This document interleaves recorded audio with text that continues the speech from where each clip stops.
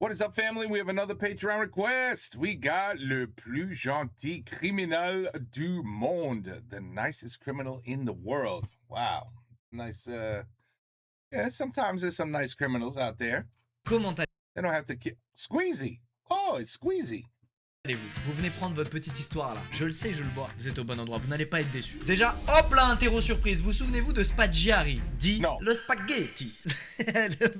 Le pauvre, il avait mal vécu qu'on l'appelle comme ça dans son enfance. On continue, 30 ans plus tard. C'est un Français dont j'ai raconté l'histoire il y a quelques mois et qui a fait un braquage incroyable qu'on a carrément appelé le casse du siècle. Alors on va pas reparler de lui, allez voir la vidéo si vous voulez en savoir plus à son sujet. On va parler de son homologue grec, Vassilis. Et croyez-moi, les Français, on a beau être fort, Vassilis, il a fumé spaghetti. Il a fait bien mieux. Énorme différence avec Spaggiari, c'est que Vassilis, dans son pays, c'est devenu une icône. C'est genre une star, il a une méga bonne réputation. Alors pourquoi? Les Grecs adorent-ils la criminalité? Ont-ils un peu trop regardé Casa de Papel ou Narcos? Pas du tout. C'est juste que Vassilis est apparemment le braqueur le plus respectueux au monde, en plus d'être une espèce de Robin des Bois moderne. Tout commence en Grèce, bien joué, vous êtes attentifs, en 1966. Pour qui je me prends? Je vous fais une petite remarque de jugement. Vassilis Paleokostas naît dans les montagnes. Il est issu d'une famille modeste qui vit globalement d'un élevage de chèvres. Heureusement pour lui, Vassilis n'est pas fils unique, il a un grand frère qui s'appelle Nikos. Non, pas celui-là. Le problème, c'est que Nikos, à ses 19 ans, il décide de se casser loin de sa famille, loin des montagnes, en rejoignant la marine. Du coup, qui le remplace pour toutes les tâches ingrates à faire à la maison? Vassilis, évidemment. Sauf que lui, il est vraiment pas doué pour ça. Son père préfère donc l'envoyer au charbon directement, histoire qu'il ramène un peu d'argent à la maison, au lieu de juste tout mal faire. Il lui trouve un petit job dans une fabrique de fromage, où il travaillera 2 ans. Il finit par se rendre compte que ça le fait chier de malade, c'est pas un truc qui l'amuse, et surtout que son patron le surexploite. Malheureusement, pour changer de vie, sans diplôme ni compétences dans un coin aussi perdu de la Grèce, y a pas mille options qui s'offrent à lui. Vassilis, comme tous les petits frères, s'inspire de son grand frère et décide de partir à l'aventure lui aussi en volant des magnétoscopes. Pas de marine, pas de... le vol, directement. Et quelques mois après le début de sa nouvelle activité, devinez qui vient l'aider? Son grand frère. Allez hop, la marine, c'est terminé, on va aller voler des magnétoscopes avec le petit frère. Mais un jour, Vassilis décide de garder l'un Now you got a partner in crime. des magnétoscopes volés et de rattraper le temps perdu étant donné qu'il a passé son enfance sans électricité. Il découvre donc le cinéma et surtout les films d'action hollywoodiens qu'il adore. Great movie. Il s'enchaîne tous les bangers. Great movie. Rocky, Schwarzenegger, Great movie. Clint Eastwood. Il découvre tout un monde qu'il connaissait pas et lui aussi, il rêve de vivre comme dans un film. Et bah devinez quoi, ça tombe bien. Parce que Vassilis et son grand frère vont faire une rencontre déterminante. Celle de Kostas Samaras, surnommé The Artist. C'est tout simplement un criminel qui est passé par une école de design durant laquelle il s'est rendu compte que ses talents en croquis s'avèrent être très pratiques pour planifier des casses. Bref, le courant passe super bien entre The Artist et les deux frères, un peu trop bien même, carrément ça devient leur mentor. Il leur apprend à faire du vélo, à conduire, à tirer avec une arme, à braquer des boutiques. Une très bonne fréquentation quoi. Quelques mois seulement après leur première rencontre, le trio décide de passer à l'action. Ils commencent donc à réfléchir à comment braquer la bijouterie du centre-ville. The Artist prépare son meilleur croquis et met au point un plan parfait. Selon lui. Moi j'ai un avis à émettre sur ce plan. Étape 1, mettre un four industriel devant l'entrée du commissariat pour bloquer les policiers. Really? Étape 2, recouvrir la route de clous pour crever leurs pneus. Étape 3, braquer la bijouterie pendant que Vassilis tire au fusil de chasse dans ces montagnes pour attirer l'attention. Et ben ça marche. Les flics sont bloqués à cause d'un putain de four pendant que Nikos et The Artist remplissent des sacs de bijoux. Je ne me permettrai plus de juger les plans de The Artist dans I would have had doubts as well. cette vidéo, j'arrête. Wow. Pendant toutes les années 80, il y a plein de braquages similaires qui vont se multiplier dans la région sans que la police ne parvienne jamais à mettre la main sur notre trio de choc. Et c'est sur cette fameuse période que Vassili va commencer à se forger une réputation de Robin des Bois local. Après chaque casse, Vassili redistribue une partie du butin à des gens dans le besoin ou à des gens qui l'ont aidé.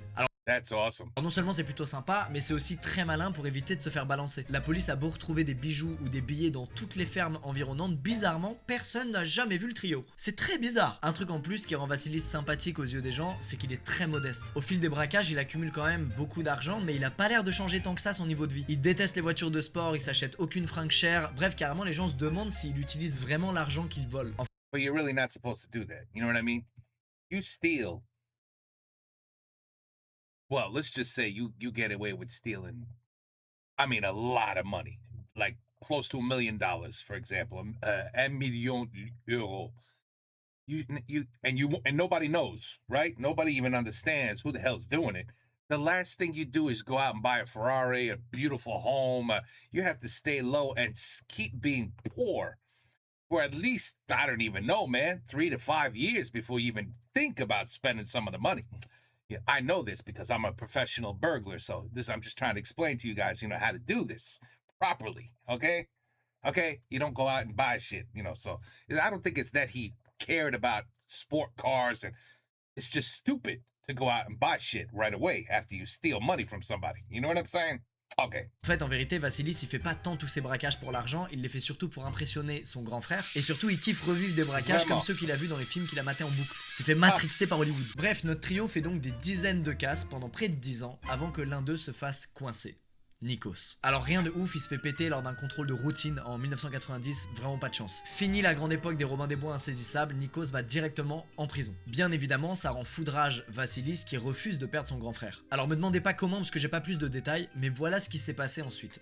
Vassilis aurait volé un tank et aurait foncé dans le mur de la prison où est détenu son frère. Get the fuck out of here. Are you serious? This is like a movie. Effectivement, il a pas aimé qu'il aille en prison, le frérot. Alors, ça a effectivement fait tomber le mur, mais surtout, ça a permis aux flics de mettre la main directement sur Vassilis. Allez hop, les deux frérots en prison maintenant. On est en 1991 et il décide de s'enfuir avec un plan redoutable. Faire une corde avec les draps de son lit et... That's brilliant. No one has ever thought of this. This is incredible. Tie two sheets together and you could climb. That's the first time I'm seeing this. Wow. sauter par-dessus le mur de la prison. Ça, c'est incroyable. Fin du plan. Je sais, c'est étonnant, j'ai beaucoup de questions à poser aux Grecs sur leur prison, mais ça passe. Ils sont donc de nouveau... Me too. Why in the hell is your window opening in a prison? Oh, no. Why do you even have a window if there's no bars behind it? Réunis dans la nature, et qu'est-ce qu'ils font immédiatement? Ils bossent sur leur prochain casse. Braquer une filiale de la Banque Nationale. Donc des fat banques dans les... Wait a minute. They got out? How?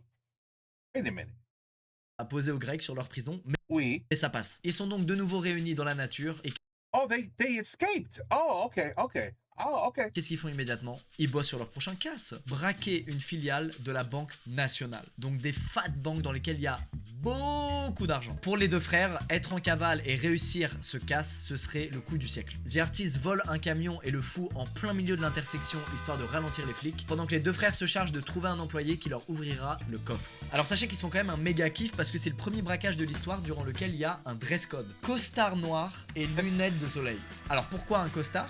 Pour rien, ça n'a aucun intérêt. Apparemment, ils voulaient juste être bien habillés le jour du plus gros casse de leur vie. Bref, Oui, bonne pourquoi nouvelle, pas. sur place, tout se déroule pour le mieux. Ils ouvrent le coffre comme prévu grâce à un employé, Vassilis voit apparaître devant lui des montagnes de billets, et il est méga ému, non pas parce qu'il va gagner beaucoup d'argent, mais parce qu'il a l'impression, pour la première fois de sa vie, d'être le héros d'un des films hollywoodiens qu'il a vu durant sa jeunesse. Sachez que ce jour-là, en seulement 3 minutes, ils ont volé 400 000 €, ce qui en fait à l'époque le plus gros braquage de l'histoire du pays.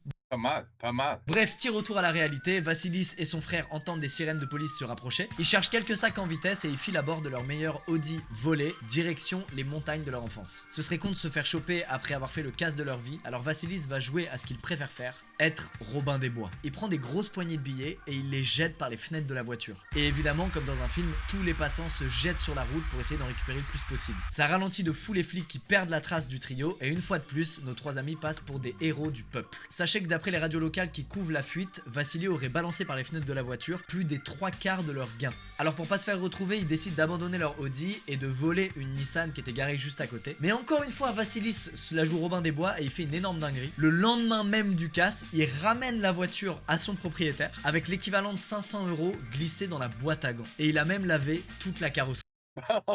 These are the nicest crooks in the world. Le mec vient à lui seul de révolutionner le game du lavage de voitures. C'est après ce casse, et une fois que l'affaire est médiatisée, que Vassilis devient une légende à travers tout le pays. Jusque là, c'était un Robin des Bois que seuls les locaux connaissent, mais maintenant tous les Grecs sont derrière lui. Il décide donc avec son frère d'aller se braquer une petite banque. Nous on lance une game de LOL, eux ils vont braquer une banque. C'est le même niveau d'activité. Ça se passe bien, ils se font pas choper, mais par contre ils constatent que depuis leur départ, le niveau de sécurité des banques a vraiment augmenté, et que là ça devient très très chaud de pas se faire choper quand même. Alors ils décident de changer de plan et de non plus cibler Ouais, être chopé, not get caught. Tu vois, j'apprends des nouveaux mots. des banques, mais des riches milliardaires. Le 15 décembre 1995, Alexander Aytoglu, un mec qui a fait fortune en faisant du halva. Si vous connaissez pas le halva, c'est ce dessert traditionnel à base de miel et de sésame. Voilà, c'est cadeau, maintenant vous avez faim. Le 15 décembre 1995, ce fameux Alexander sort de sa luxueuse villa et immédiatement se fait kidnapper. Une journée comme une autre. Et quelques heures plus tard, Vassilis entre en contact avec la famille d'Alexander et leur explique qu'il vient de le kidnapper et il leur demande une rançon de 800 000 €. La police n'a absolument aucune idée de comment retrouver sauver Alexander, alors ils autorisent la famille à payer la rançon. Et 4 jours plus tard, le riche industriel est libre. Voilà, fin de l'histoire, c'est aussi simple que ça. Ce qui est fou, c'est qu'à l'époque, tout le monde prend cette affaire à la légère. C'est-à-dire que la presse s'empare de l'affaire et au lieu de titrer « Le gentil Robin des Bois devenu méchant, il kidnappe des gens », ils titrent « Ils ont mangé du halva à 800 000 euros ».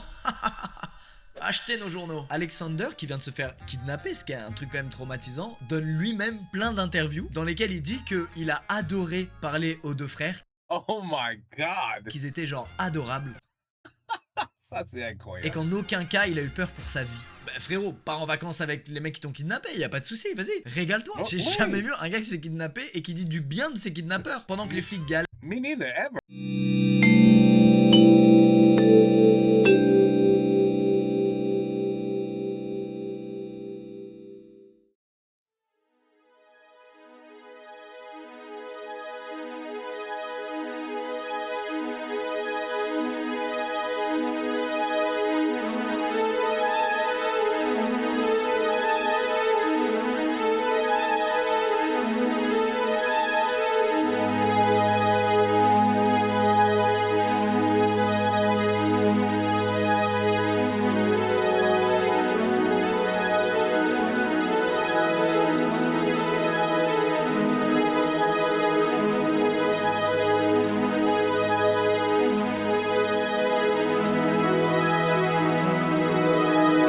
Entre nous, le plan de vouloir cacher son identité tout en la donnant dans la même phrase, c'est pas dingue. Alors les ambulanciers n'y croient pas une seconde, ils pensent qu'il s'est juste pris un trop gros coup sur la tête, mais quand même ils sont obligés de prévenir la police parce que c'est la procédure. Ah. Retour à la case prison. La vie de Vassilis, c'est un Monopoly. Bon alors par contre cette fois ça rigole plus du tout, il se retrouve à Korydallos, pas loin d'Athènes, dans la prison la plus sécurisée du pays. C'est tout simplement là que sont enfermés les plus gros meurtriers du pays, les terroristes et les criminels de guerre. Ça rigole plus. En arrivant, Vassilis se prend immédiatement une bonne petite clim en découvrant que son co-détenu est un très célèbre tueur à gages albanais du nom d'Alket Risai. Bon devinez quoi? Ils deviennent BFF en quelques jours seulement. Ils sont meilleurs potes. Carrément, en seulement 20 jours, ils mettent au point tout un plan pour s'évader de la prison. Problème, le directeur de cette prison a une vraie réputation de taulier. Les prisonniers, ça l'impressionne pas du tout et carrément, il va s'amuser avec le petit plan de Vassilis. Il y a une inspection des courriers durant laquelle on trouve dans un paquet de spaghettis adressé à Vassilis un plan détaillé de la prison. Plutôt que de le confisquer, le directeur ordonne qu'on lui remette, comme s'il l'avait pas vu. Ce qui est un move chelou en tant que directeur. Wow. That's a warden with balls who's like, go ahead. I can't wait to see your bullshit plan. It's never gonna work. I'm actually gonna be amused by them attempting to escape my prison. That's a guy with a lot of confidence. Quelques jours plus tard, lors d'une promenade, le directeur file en direction de la cellule de Vassilis, voir si tout se passe bien. Il voit que Vassilis a dû se faire un petit outil maison et que tous les jours il essaie de limer les barreaux. Mais une fois de plus, le directeur fait rien. Il attend patiemment de voir la suite. Forcément, un jour, Vassilis finit par scier complètement les barreaux et il se taille. Alerte rouge, il y a des flingues dans tous les sens, tout le monde veut la peau de Vassilis, mais le directeur ordonne à tout le staff de la prison de rien faire. Frérot, à partir de là, donne-lui les clés de l'entrée de la prison et laisse-le se barrer quoi. Le directeur insiste pour que Vassilis finisse sa petite escapade vers la cour intérieure. Pourquoi? Parce qu'il veut tout simplement le 1v1 dans la cour, à la main, comme à l'ancienne. Oh, il a trop maté des BZ lui. Et écoutez, apparemment le directeur n'a pas été mis à ce poste par hasard puisqu'il fout une énorme raclée à Vassilis. Alors pourquoi il a fait tout ce sketch? Bah écoutez, apparemment parce qu'il voulait humilier Vassilis tant il le détestait. Pour lui, grandir dans la pauvreté, ça justifie en rien une vie de crime et en plus ça envoie un très mauvais exemple à la jeunesse. Bref. Oh wow, okay. Je comprends le délire du directeur qui s'est bien vengé. Franchement, avance rapide, on est maintenant en juin 2006. Ça fait déjà 6 ans que Vassilis est en prison. Ah, depuis qu'il s'est mangé 3 droites par Vegeta, là il fait plus le fou Vassilis. Mais vous commencez à le connaître, évidemment, il a un plan. L'heure de la promenade approche et un hélicoptère de tourisme décolle dans la banlieue d'Athènes. Vous savez ce qui va se passer. Le pilote de cet hélicoptère, c'est un ancien militaire qui désormais gagne sa vie en faisant découvrir son beau pays vu du ciel. Il décolle, il est content, il explique voilà, à gauche, il y a Athènes, à droite. Hop là, il sent un canon de pistolet sur sa nuque. Mais qui est-ce? Nikos! Et il lui dit bien évidemment de foncer tout droit vers la prison où est retenu son frère. Les gardes voient l'hélico s'approcher à toute vitesse, alors ils s'équipent, fusil d'assaut, gilet pare-balles. Pas du tout. La seule réaction des gardes, c'est de réajuster leur col et de vérifier qu'ils sont bien propres parce qu'ils pensent juste que c'est un directeur haut placé qui vient visiter la prison. Voilà. Quiproquo de dingue. L'hélicoptère se pose... C'est fou. Non, vraiment. People are stupid. En plein milieu de la cour, et Vassilis et son pote tueur à gages se précipitent dedans. Alors vous vous demandez sûrement, mais Lucas, qu'a fait Vegeta? Comment le directeur a pu se faire niquer comme ça? Eh ben Ouais. écoutez, ce jour-là, il était en congé. He was off duty that day. Are you kidding me? The luck you have to have. Lui, c'est vraiment quand il est plus là, la prison, ça devient une cafétéria, quoi. C'est fou. Bref, les évadés se posent tranquillement dans un cimetière un peu plus loin et récupèrent sur place des motos qui ont été planquées là pour l'occasion. Alors, la cavale de Nikos et de Rizaï l'Albanais va pas durer longtemps, ils vont se faire choper très rapidement. Et de fil en aiguille, la Merde, c'est dommage. I was rooting for them. police remonte jusqu'à la planque de Vassilis. Le SWAT grec se rend sur place, défonce la porte et tombe sur Vassilis en train de regarder Hit, un célèbre film de braquage hollywoodien. Le mec est le criminel le plus cinéphile de l'univers. En janvier 2009, Vassilis et Rizaï sont donc jugés pour leur évasion et le verdict tombe, c'est retour dans la prison la plus sécurisée, soit With the warden. Oh boy, the warden's gonna whoop their ass. disant de Grèce. Imaginez un peu les retrouvailles avec Vegeta. Comment est-ce possible? Sachez qu'au moment où le verdict tombe, c'est-à-dire 25 ans de prison pour les deux, la femme de Rizaï fond en larmes, elle le prend dans ses bras et elle glisse dans sa poche une montre. C'est un détail, chut, il faut pas le dire, mais ça a son importance. Retour à la prison, un beau jour, Rizaï reçoit un coup de fil sur la fameuse montre mystère que lui a glissé sa femme dans la poche. Au bout du fil, c'est elle et elle lui dit « c'est l'heure ».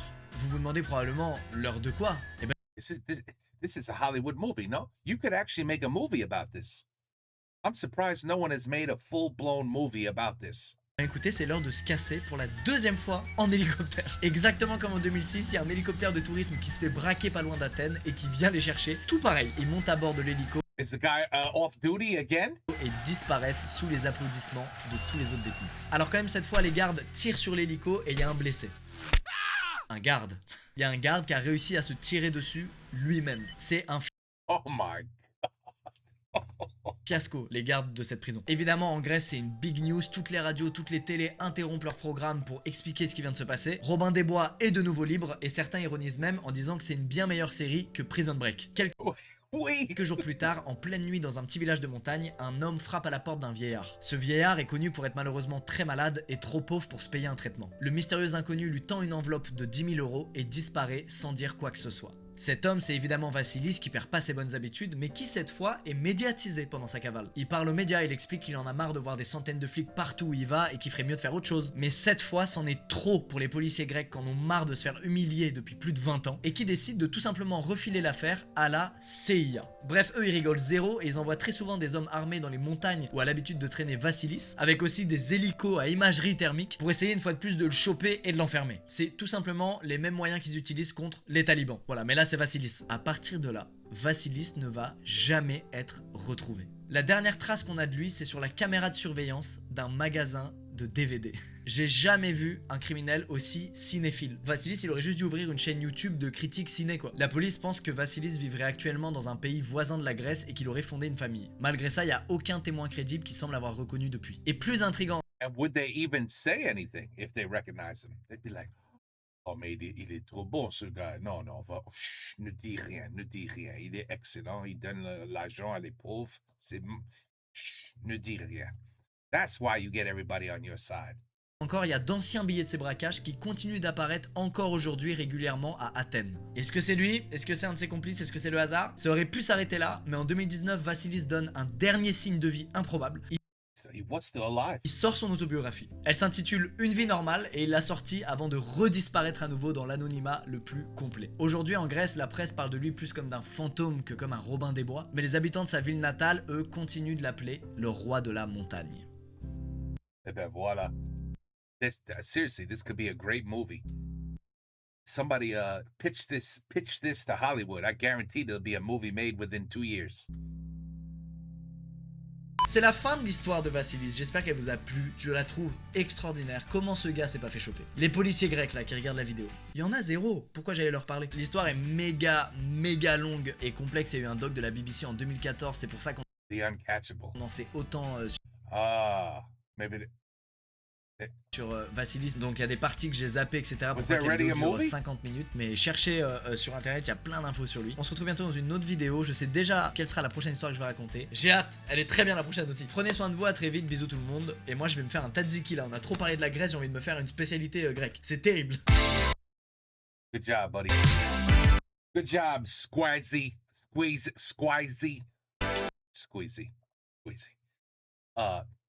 Etienne. Remember that one? GP Explorer, the last one I just did. Squeezy? Squeezy? Squeezy? No, it's Squeezy. Squeezy. Very good storyteller. I mean, look, the guy's got 20 million subbies for a reason. He's just loved by everybody. You know, it started, you know, I prefer this Squeezy a million times. Well, you know, he got older, more mature. He's just, everything he does now is better, you know? And no matter what, whether it's The Imposter, my favorite, or just a story like this, or see Déconne avec des amis on video, I mean, it's a pleasure to listen and watch him. You know what I mean? A pleasure. He's a good guy. But anyway, voila. The nicest criminal in the world. It reminds me of a criminal in Germany that I did a story, that I did a reaction about a long time ago. It might have even been on the other channel. Same scenario. The guy was just, he was so smart, and he fooled the police and everybody every single time, and eventually everybody started to love the guy. He was a hero. They were like rooting for him. Yeah, don't get caught. Like, he was so smart. Anyway, he didn't kill nobody. He didn't hurt nobody. Just people that, you know, they take money and they do things with it. You know, it's not even necessarily to become rich. Anyway, voila. Take care. Peace out. À la prochaine.